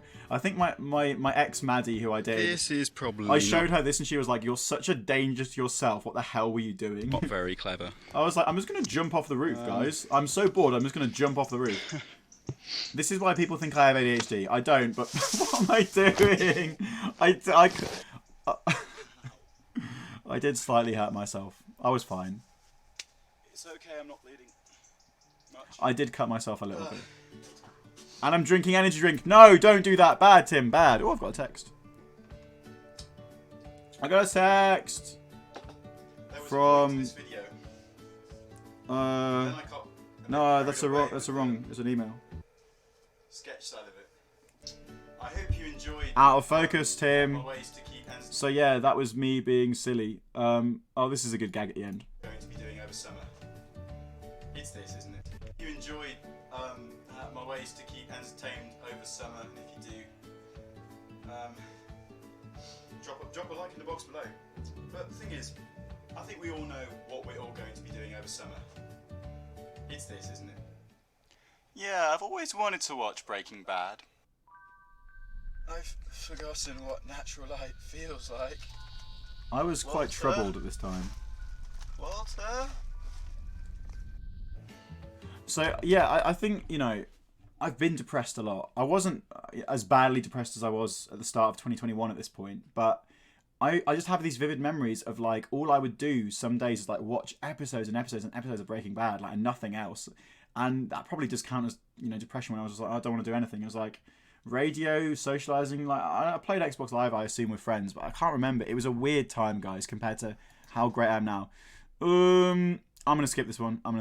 It's a little artistic. This, I'm gonna skip that one as well. This is just a conceptual Radio 1. This is cool because at this point I've got a Radio 1 show. This is towards the end of uni, and I've managed to get myself a slot on BBC Radio 1, and you're gonna find out why.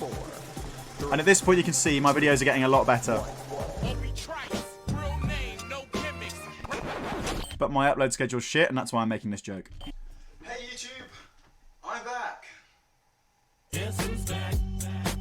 Good gag, using the zoom in. No, I can't even justify this. This is third year now. Second year was pretty dark for me. This is third year. I'm with my really good friends. I love this room. I love this house. I killed it in third year of uni. I did so well. So well. Established my radio career. Won a student radio award. You know, got a 2-1 in my degree despite literally fobbing it off for most of the year. Really proud of my year. And I was living with beautiful people who I'm still good friends with now. I've got barely 200 YouTube subs. I haven't done a video in about 3 years. No one actually remembers who I am, and they probably didn't care in the first place. I'm kind of like the Gordon Brown of YouTube.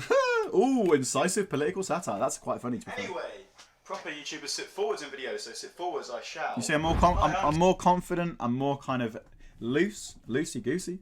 I'm more like, I'm still kind of awkward. I'm still awkward now. It's just my personality. But you can see I've been successful. And I know that I've been successful. I know that I'm getting good at what I'm doing. And people are telling me that I'm good at what I'm doing. It's going well. You know, I was going to radio conferences. This is already when I'd had Radio 1 work experience. I got Radio 1 work experience earlier this year. So you can see that I'm like, right, this is a thing. I'm good at this. It's working. I can have a cool job. I'm Tim. I'm 20 years old and I love radio. And also, back in 2013, I did YouTube. I did a big break from YouTube, to be fair. Like, there's a big gap between a lot of these things. What? David! Hi guys, my name's Tim, and the past 4 or 5 weeks of my summer have basically involved eating, sleeping, and playing Xbox for me. Man, I hate that guy. Yeah, a big mood, right? So that's a video called The Truth About Exam Results that I also missed out. The birthday vlog to Manisha was the first that I uploaded, and I for some reason I numbered them. There was number 1 that was introductions, number 2 that was The Truth About Exam Results, which was just me waffling about exams and shit for a while. My mum still likes it. Basically of late I've been obsessing over student radio, and that's what I've been doing at Warwick University. And I'm all done with exams now, and that's why I'm back in front of the camera, finding a new way to while away my idle hours before unemployment creeps in. Thanks. In a frustrating way, I kind of prefer the backdrop I have there than here. But I can only do so much with this room. I know this room is cluttered, but I like the kind of references that are in this room. The natural light in there is also better, but you know, bear with me, chat. To Radio 1, which was announced a few months ago, I think, or maybe 1 month ago, there is an opportunity for me to present a show on Radio 1. You see, this is funny. I'm starting to get it. It looks good. But yeah, it's not only me, it's my whole university and all the amazing people at my student radio station. Yeah, Greg James has been a guiding force in my life, as you can see. Raw 12:51 12:51 a.m. It's a cool name. This could be a 2-hour video. This is going to be however long it is. I'm not going to curtail this. If you make it through it all, big up to you. But I feel like there's a need for me to make a video because number one, I'm really excited, and number two, I am aware that we have actually replaced Dan and Phil. Oh yeah, they took the internet takeover off. I think they didn't want to do it anymore. Obviously, it's only a temporary thing while they go off in America and do loads of cool shits, That but was because nice. I'm kind of like a fan myself, cue flashback reference. Reverse cringe tag. That's right, I'm literally stealing content from other YouTubers now. Man, I hate that guy. I'm quite funny here. I'm pretty funny here. Community and say to you guys, hi, please don't be. Radio made me a much better vlogger because it taught me how to present, how to use my voice, how to interact with a camera, as well as how to interact with people. Really angry that I've taken Dan and Phil. What's really sad is watching myself here, I can tell that I'm confident in a way I am now. Not quite as confident, but I'm not jaded. Like the way I am now, I'm quite burdened these days. You can see at this point, I'm not burdened. Because at this point, I'm in 3rd year of uni, I've got Radio 1 work experience and I'm about to do a show on Radio 1. All I'm thinking at this point is, I'll do the show on Radio 1, it'll go sick, I'll graduate, I'll be at Radio 1 in a year. That's all I'm thinking. And that's not what happened. This was, how long ago was this? An insane, this is 6 years ago, 7 years ago. And that, what I wanted to happen did not happen. And, I've had a lot of trauma and a lot of real adversity. I mean, I lost my dad 2 years after this because he was diagnosed with cancer. And, that sucks. I've obviously, I was unemployed for a long time after I graduated. I didn't get into radio anywhere near as quickly as I was expecting when a lot of people that I was friends with did. And that's why I have this kind of, fierceness that I have now, because I had to really, fire myself up through a lot of really difficult lows. Radio 1, honestly, they were going anyway, and we're just here to fill the void before they come I back do to miss that stuff. kid though. I miss him. The point being, I figured that you guys love Dan and Phil on Radio 1, and I did as well. Yeah. So I wanted to ask you what you think makes a perfect radio presenter. In a weird way, this is exactly what I'm doing with Lovejoy fans now. I'm not thinking I'm going to go on Radio 1 and do what I want. I'm thinking, what are young people like? I'm one of them. I like the same stuff they do. What would, an average 16, 17-year-old love to see on Radio 1? And I was trying to get the same reaction that I've got from Lovejoy with Dan and Phil here, but I never quite hit the fandom. So I can The be like PHANDM. the platonic, ideal radio presenter. Hells yeah, I'm repping Play Show. You can't make it up. That is a good gag. This is a good vlog. Basically, friends, all I've Should I do vlogs again, chap? Should I do vlogs again? Maybe I should do vlogs again. I've got lots of time this year. I'm doing Twitch full time now. I'm pretty much, well, no, I'm not. I'm earning money off my Twitch whilst doing radio freelancing work, so I've got a lot of time. This video around. Our show will be on, I think, in a few weeks' time. I can't really describe when. It's being recorded soon. Yeah, just let me know what you think makes a great presenter, so I can kind of emulate that. We're going to show something that we're going to work for resonate you. with the Dan and Phil fans, obviously.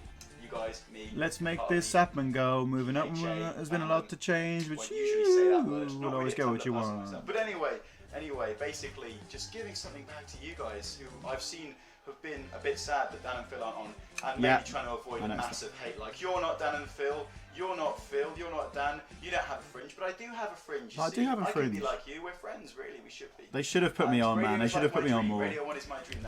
I'm not going to lie, I will say it with my chest. Radio 1 should have taken me in and nurtured me properly as a presenter, because I had really big potential here, and just things didn't go quite right, but I just feel like I really had something that not many people had, and I wish that things had just gone differently, because if things had gone differently, I could have been more like a Greg James and not the complete drama machine that I am these days. I'm going to do it my way now, but things didn't happen the ideal way, put it that way.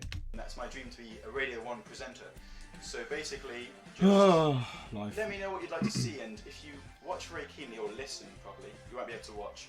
You might see a couple, or hear a couple, of Dan and Phil references. It was such a good show we ended up doing. It was cool. It was a musical interrailing show. 6 minutes of music. It was amazing. Me and two other people. Yeah, shout out Jolie Pritchett and Fraser Bernstein. Talking for about 4 minutes. It's not going to be much of us, so don't worry. It was such a good show. See you next time. Ow! Don't hate me. I have a hat. I don't have a hat at the moment. I have a Dan is not on fire hat. It's like the llama hat, and I promise I'll wear it and stuff. There you go. This is when Phil favorited my tweet. That was a cool moment as well. yeah, look, it was a cool moment, man. Have I got comments on this? Perspectology. Jake Ward, shout at him. Oh, thanks, man. This is cool. And I was Tim on the radio back then. Everyone in the radio industry at some point has an account called On the Radio. Right. This is Depression, the video. This is an art film concept I made called Fragments, which I'm probably going to revive. This is when I graduated from uni and I was like, well, I want to work for Radio 1 or I want a job in radio, but I'm just unemployed. Like, what do I do now? I'm no longer with my friends at uni. I'm back home. And now I've got to kind of make my way in the world. And my qualifications, like philosophy degree, yeah, cool. But I want to work in radio. And working in radio is hard. And I was trying and applying for a lot of stuff and it just wasn't happening. So this is kind of, I guess, the second main time I was depressed. And you can see from this film the headspace I was in when I made it. It's very beautiful and I'm very proud of it. Every day we have loads of different experiences, some of them good, some of them bad. And when you single out those individual moments, it's not like it's part of a continuous line. It's more that moment, isolated in itself, is something else. When you look at memories that way, your life just becomes a series of fragments.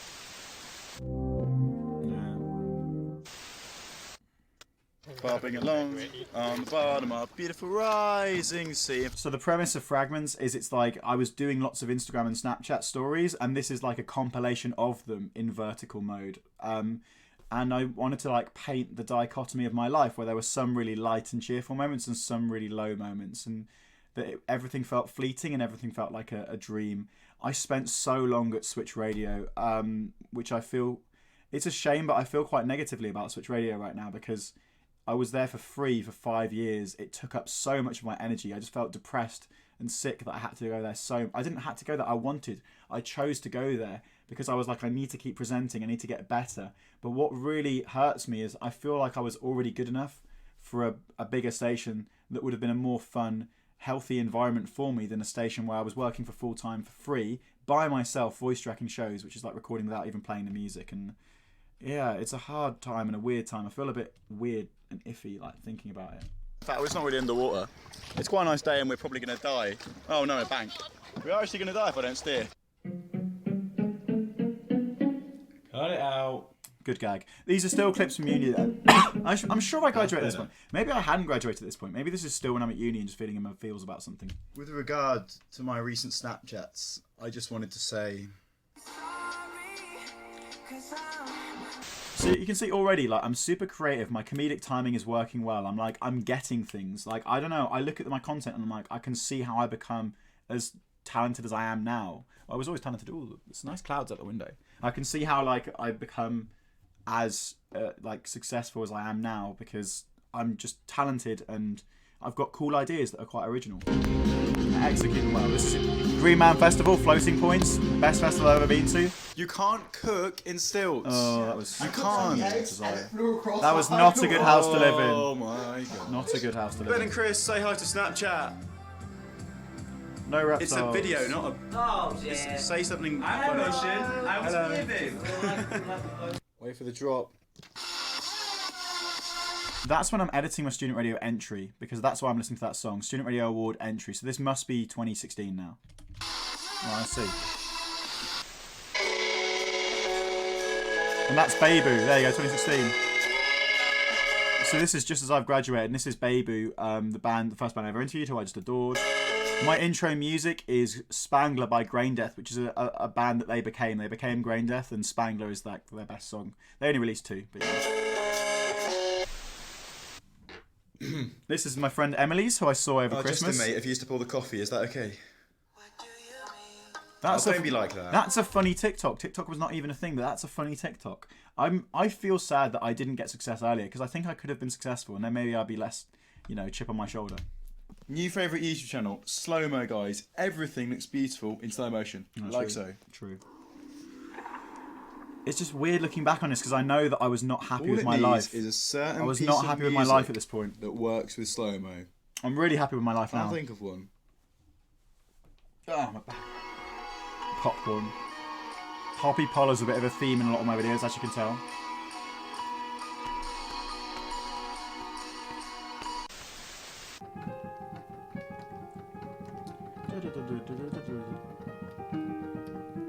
How about that end? Oh. What historical period is it? That is from my cousin's. My cousin got married, Aaron. Shout out Aaron and his beautiful wife Lucy, who now have 2 beautiful children. I'm so admiring of everything they do as parents. And I was in the groom's party for his wedding. He's my cousin, who's like my bigger brother as well. He's 4 years older than me. And this was his stag do, where we all went out of Manchester, got really drunk, and then had to get a taxi to Burnley the next day because he's from Burnley. And I really bonded with Jordan North over the fact that he was from my cousins from family are from Burnley. But we got a taxi from Manchester to Burnley to watch a game, and it was just horrendous because we were in a bad state. Is it supposedly naming? And obviously some of the... Yeah, 3rd year was... No, that's 2nd year, I think. There's a lot of scrambled... Trumpet Fraser, play trumpet in an elevator. Play it, trombone. That is Jacob South Klein, who is friends with Sam and Danny from Radio 1 and now presenting, I think, on one of the BBC stations. So it is crazy. That reflection there, that blonde guy, that is Nick Harris, who works at Absolute Radio. It's crazy some of the people you just meet through uni. Elevator music. Oh... And this is a Foles B-side called Wear and Tear that I adore. This is the view from the window out to the SU. That's a beautiful and happy sight for me. So bright, so green.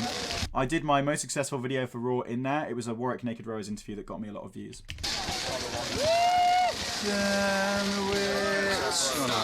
Sometimes I'll wake up with loads of energy and I'll know exactly what I want to do on that day and I'll just go out there and do it really efficiently. Then other times I'll just lie in bed till like 3 o'clock and do nothing. I really hope I'm not that guy today.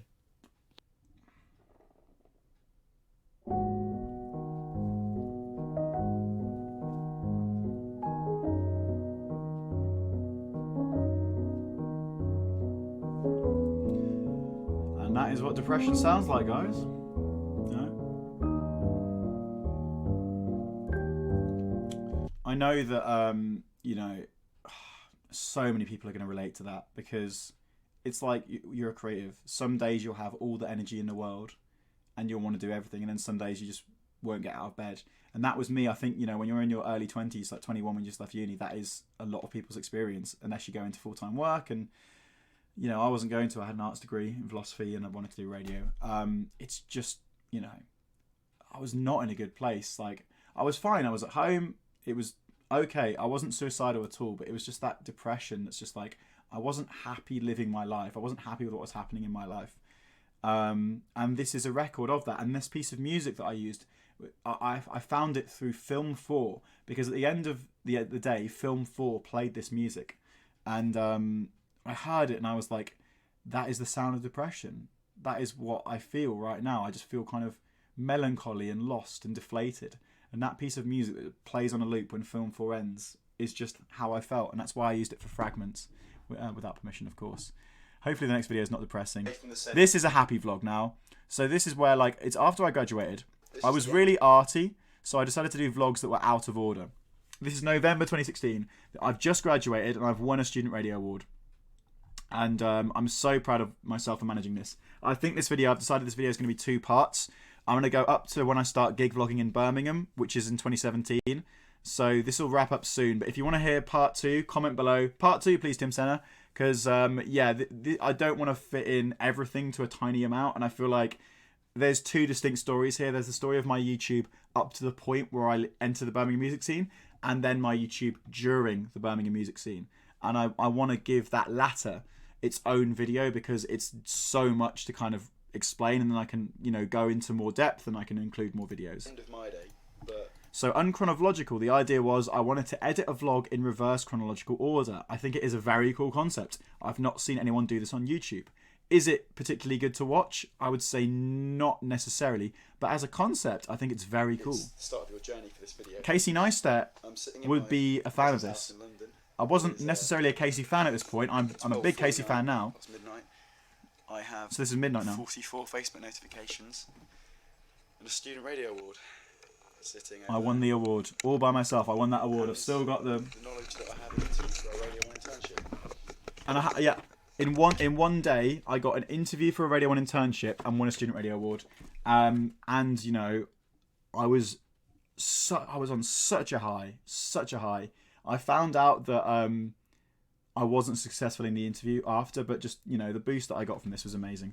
Quite a lot. I love the intro for this Quite one. a lot to fit in, and I can't quite believe it's real yet. But there's some cool stuff along the way.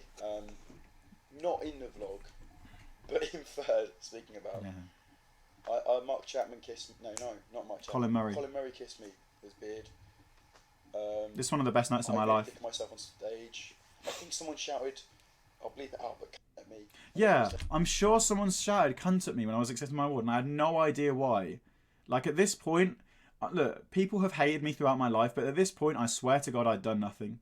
Like, there was no reason for anyone not to like me at this point, and I swear someone just shouted the C-word at me. That was a bit mean. He was up in the balcony as well, but... I wonder who it was, or what it was about. Never know.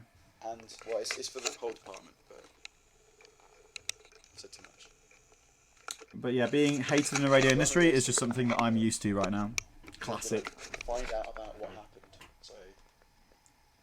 I'll see you soon, I guess. This is very cool. I'm proud of this still.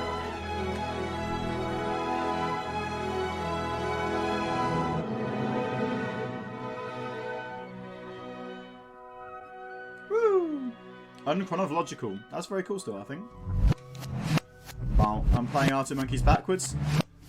So this whole day is in non-chronological, reverse chronological order. I'm speechless. I am utterly broken, emotionally drained. Like, at the start of today, I was kind of questioning a lot about my career in radio and what I wanted to do. Finding out that I've got a thing with Radio 1, like just an interview for an internship, winning the award for best sport. It's not me, it's my partner, but it's the idea behind it, all I put into it. It's just... Oh, I can't put it into words because it's been tough. It's been tough leaving uni. It's tough graduating, and people don't talk about that. People don't talk about how hard it is graduating. You go into the void and realising that you're going to have to get a job. You're going to have to do something. Sucks. And all of a sudden, you just don't have that safety net. And I've found it hard. And there have been moments when I've just not felt like I know what I'm doing, but I just had this idea in my head, this kind of sports radio that I want to do. Which is coming back. And Sports show stream on Twitch coming back to fuck the fuck out of Talk Sport. Colin Murray. Dickheads. Colin Murray kissed me on the cheek. Pictures. I'll insert a picture of that here. Hey. It was beautiful and bristly. Have you no mercy? No mercy? That's something off Tomorrow's Modern Boxes, the Tom York solo album. Your love drifts away from me. Truth Ray, I think it's called. It's massively neglected. Here he is. Hello. Yeah. I was just vlogging because I haven't. Keep vlogging. It's fine. No one else does. But yeah, I lost my voice. Well done, Tim. Thanks, Henry. Amazing. This man here, Henry Liston. It's fine. No one else does. But yeah, I fucking won. Well done, Tim. Thanks, Henry. Like, not only did he go to school with Tom Holland. I'm going to show you Henry Riley on Twitter, right? 19 notifications. Wow, I'm famous. So if I go to Henry Liston's Twitter, right? Henry Riley's Twitter. Look at his cover photo. LBC. He was the politics guy when I was at uni. You know, this guy's a fucking legend, and he was there when I won my awards because he was the year below me. And that's the beautiful thing about student radio. You get, you know, you meet people like Henry, and there's Nick again. It was me, Nick, and Henry. We were the only ones who wanted to go because we were the only three who were super, super serious about radio. Nick's gone to Absolute Radio. Henry's killing it at LBC. I've done my stuff at Radio 1. I love these two. And I think it's cool because Henry is so successful. Henry is more successful than me now in the industry. But he still seems supportive of me. Because he still remembers when I was a year ahead of him. And I was like, come on, mate, let's go. The night that I won my award. And he was nominated for one as well, which sadly he didn't get. But we knew Henry was great and he was going to end up at LBC because that's what he wanted, just like I wanted Radio 1. And everyone said to me, Tim, you're going to get to Radio 1, you're going to get there. And everyone said to Henry, you're going to get to LBC. And we both got there, you know. Amazing. Just chatting with Colin Murray and your best mate now. James remembered me, of course. Nice. No, I was saying it ironically, but yeah, fucking amazing. The crazy, like, when you win one of these awards, you feel like the hottest guy in the room. You feel like everyone's like, yeah. You're like, this is my moment. And I've seen people go through that and then realise that award does not mean they're guaranteed to have a successful career. And that is the hardest wake-up call you can ever have. I had it. So many other of my friends had it. If you win Best Male at the SRAs, like, in that moment, you're like, this is mine now. I'm going to be the next Greg James.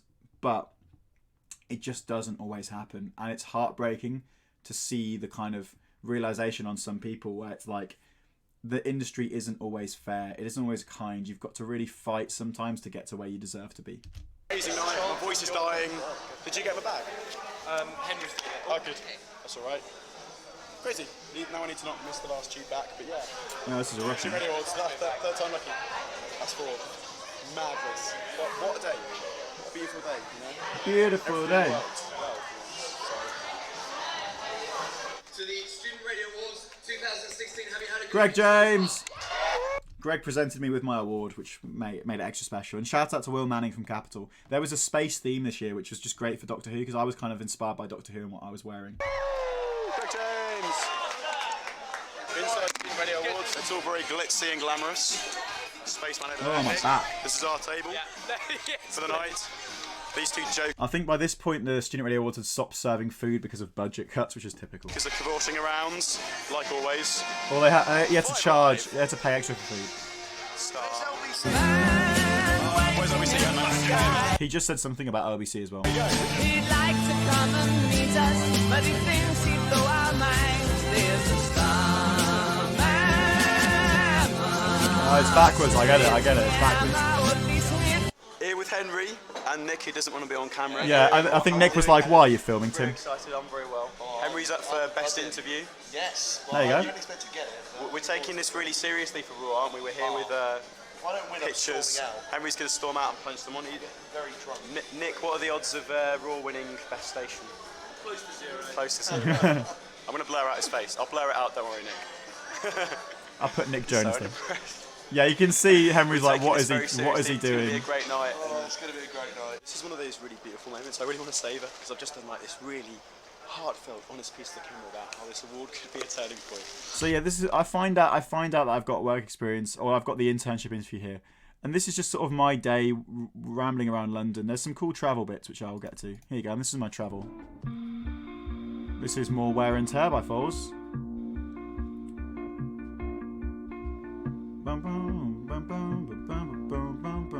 This is longer than it should have been, really. There's a lot of filler here.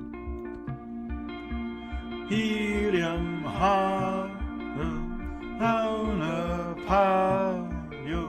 I've got my Foles tattoo as well now, so I feel extra like a real Foles fan. Boom. As if this is going to be the longest video on my channel. This is even longer than the documentary now. Sorry, documentary, but you know, I like this. So here we go. Just turned off the microwave in the fridge. This is going to be a transition here. There you go. It's not. Oh. Yeah, it's not 1 a.m. I've broken everything. But the point is, it's only 11:30. Hair looking good, mate. Hair looking very good, Tim. Very David Tennant. Nowhere to change between now and like 6 o'clock when I'm in London. So I'm just gonna have to walk around Birmingham and London, well, like a normal businessman in a blue suit. I look like Also, Jim this Halpert. array is actually space themed. So along with my costume, I've got my special kind of. Oh, I brought it with me. Of course I did. Backwards transition. Nerd. So the plan is get a coach. I love those kind of transitions. I forgot who I learned that off. I think I might have learned that off Casey Neistat even. So along with my costume, I've got my special. No. So the plan is. Right. Anyway, backwards transition. That's So a the good plan transition. is, get a coach to London at 1:10. So have a shower before that. Get everything ready.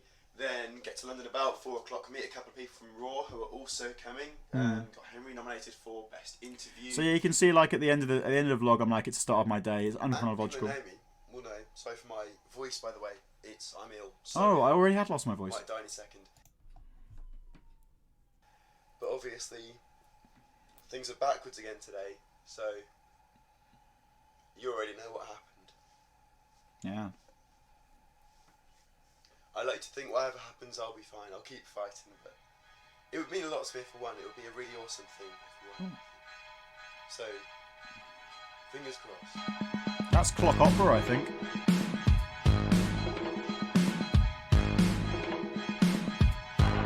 When I woke up this morning, bells were ringing. So there you go. That is unchronological. I don't think it works. I think it's a very cool concept that doesn't work for a very simple reason. Human beings experience time as a straight line from A to B. So when you flip that formula and go, I'm going to make a vlog and edit it from B to A, as crazy a concept as that is, and as interesting a concept as that is, it just doesn't quite feel watchable in the same. If this vlog was in normal order, it would just be a really good vlog of a crazy day that I had.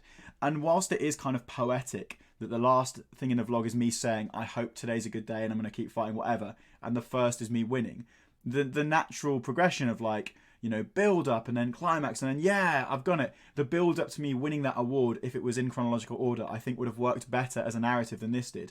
And that's why I didn't do more of these, because it was like 81 views. It didn't quite work. It's like, I think more people might have really wanted to watch this vlog if it wasn't so weird. I'm glad I did it, but So, right, okay.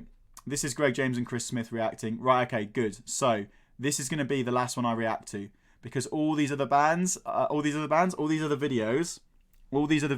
are Tim Senna Birmingham gig vlogs. Maybe want a career. So I'm gonna do. Want a career in radio. I'm gonna do part 2 if you guys want it. Comment part 2 if you want part 2 now. I mean, I don't listen to my audience. I do what I want, so I'm probably gonna do part 2 anyway. But I will do part 2.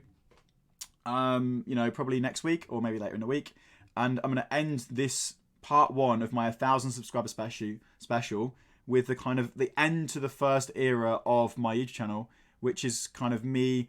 I've graduated from uni and I'm interviewing Greg James and Chris Smith in 2017. This might actually be a little bit after I've started my gig vlogs, but this is just a proud moment for me, because this is the moment where I feel that I started to become a serious presenter that was not going to give up, and someone like Greg was starting to acknowledge me and see that I did have talent and I did have cool ideas. Greg was promoting his book Kid Normal, which is somewhere around here. It is here.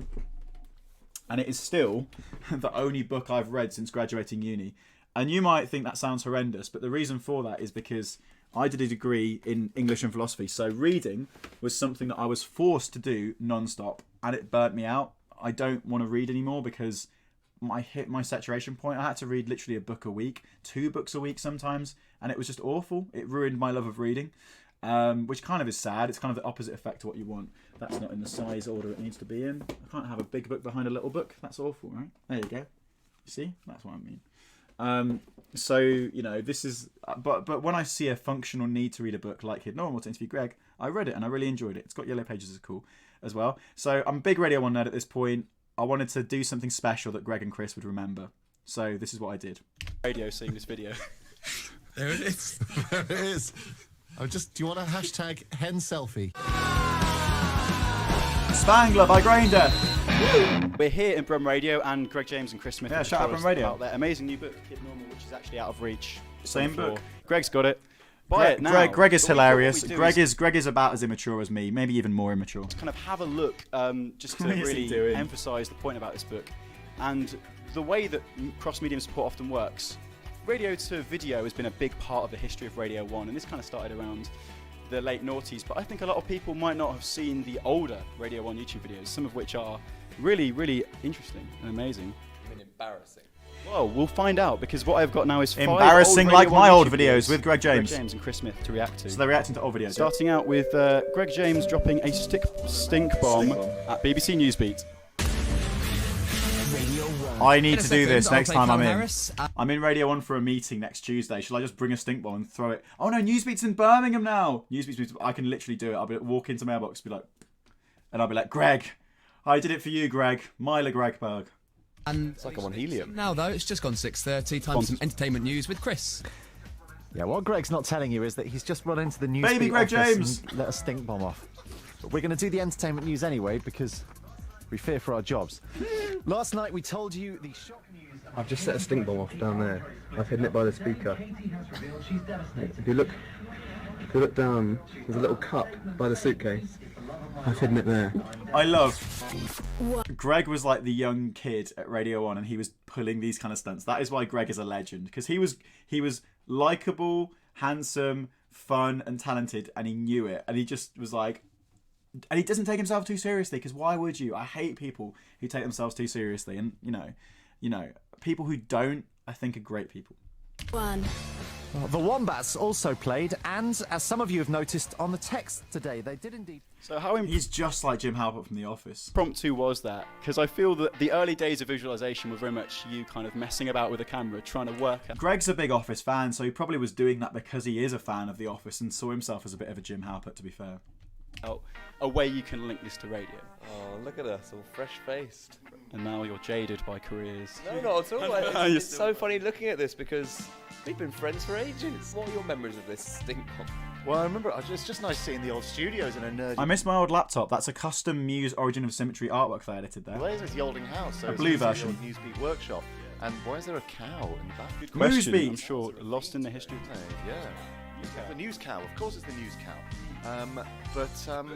Moosebeat. I'll let you choose out of the next two. I have either Keith Lemon's House Invasion of Greg, which I think was amazing, or Chris Smith's Cock. This one. This one. This is amazing. No, this one. I love this video so much.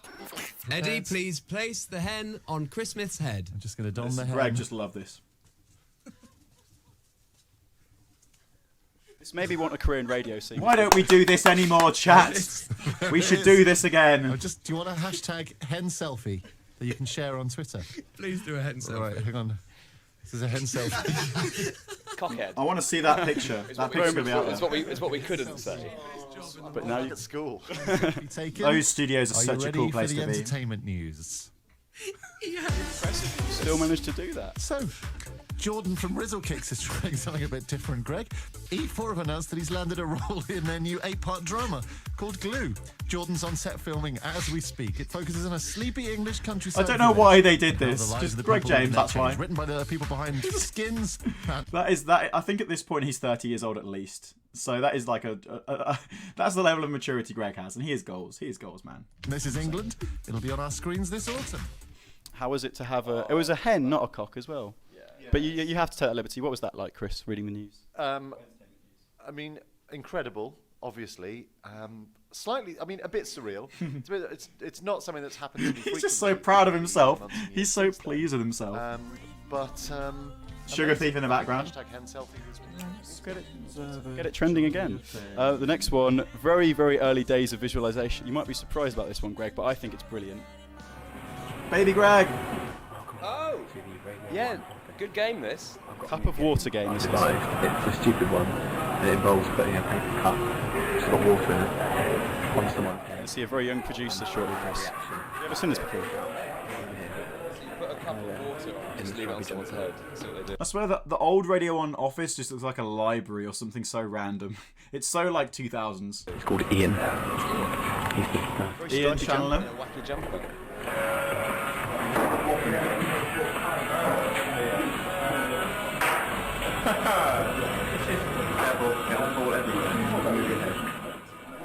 Years old, doesn't he? It's really funny because Ian Chandler is now like one of the top editors at Radio 1 and he's a very serious man. But I kind of watched this video and I'm like, I know that still, underneath it all, Ian, you are just the geeky guy in the Dennis the Menace jacket with a kind of IT crowd aesthetic and the glasses. Very geek chic. There's a kind of Harry Potter vibe going on, I think. Yeah. And that was the kind of early Radio 1 YouTube video. So and people don't see that journey because it's so polished and so tight now. But you have to kind of work out how to do that. But that's funny. It is funny. It's all come round again because now it's actually people don't want polished. They want stuff. Smartphones. They want that. That's basically an Instagram video. The real strength of social media and what makes videos really kind of interesting for a radio audience and shareable is seeing a little bit behind the scenes and that these are normal people that like dicking about, So I think you're right. Although the polished videos are lovely and it's very good, but I think you've also got to have that element of what's it like inside a radio station, which is certainly what I've always wanted to see. It might be just because I'm a bit of a nerd. That's about 10 years old and just proof that I've been annoying for at least 10 years. Well, do you want to guess how old the next one is, Greg? We're going so far back into the past.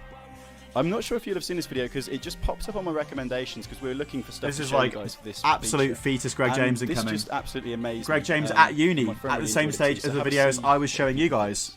20-year-old Greg was a bright student, a bright and happy young man. This is from university. Made his friends That's laugh. my friend He made Dan. everyone around him laugh. He brought a ray of sunshine into everyone's lives whom he met. Made himself laugh. makes himself laugh as well.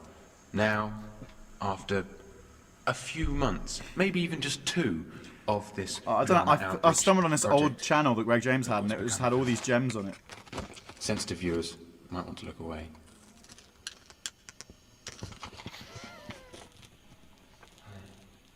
How are you, Greg? Baby Greg. Look at me. God. It's some sort of community outreach. Your estate. I don't know. I want to know what's on there. Your estate. I know. It's Trade to have it. make fair trade. That's yeah. We were doing we were doing an outreach project. He's got a banana as well. I think he's about 18 or 19 there. He might be 20. He might be 20. We were doing this whole thing about fair trade, and we just got so sick of it. Like a good. So strange watching this. Crunchy banana. It's just like what I've been doing, Greg, and that's why this is a kind of poetic place to end part 1. So sorry. You can really hear the crunch of the banana there. So there you go. Very strange. Greg video. James' origin story, and it links into superheroes. There you go. That's your like origin story. So the other.